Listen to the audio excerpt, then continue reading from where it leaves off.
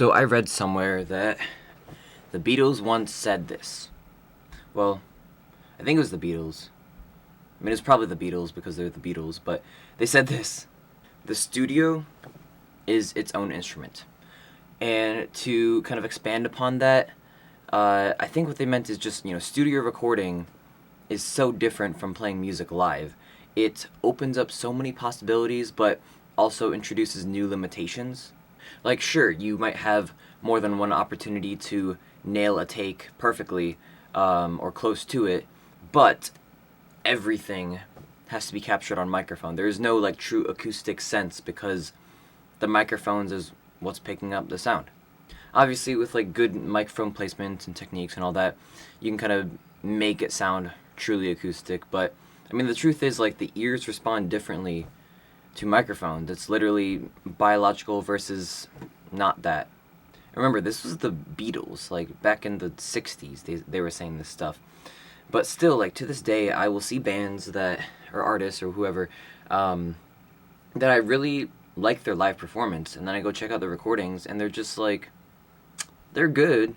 They're good recordings, but they're not productions, I guess.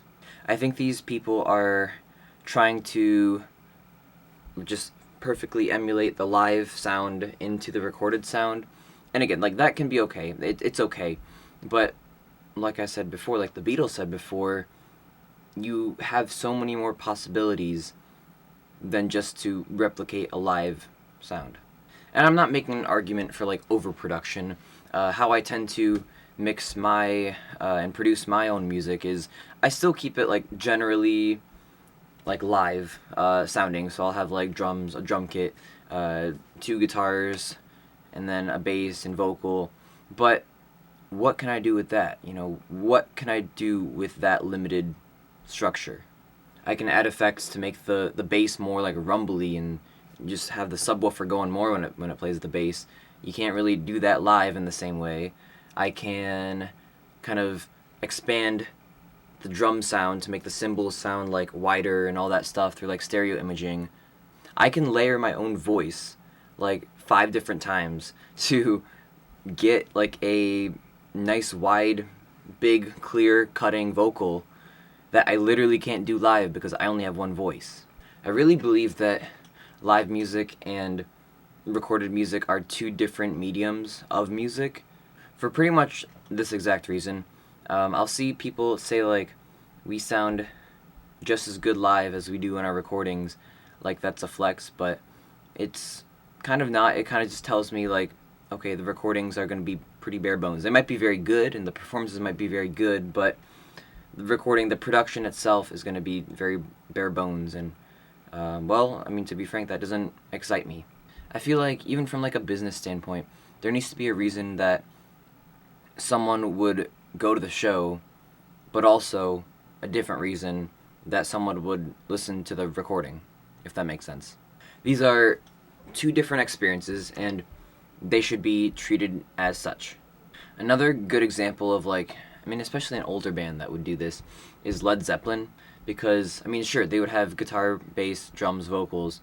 Of course, they would have that. That's the band. But they would use the studio in ways that were just, unique to recorded music as a medium.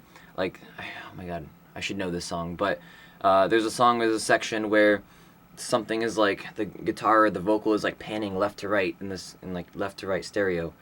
And it's like you literally can't do that live, or it just wouldn't have the same effect live. But listening with headphones to that recording, it just adds just that little bit of something, and it makes it really good.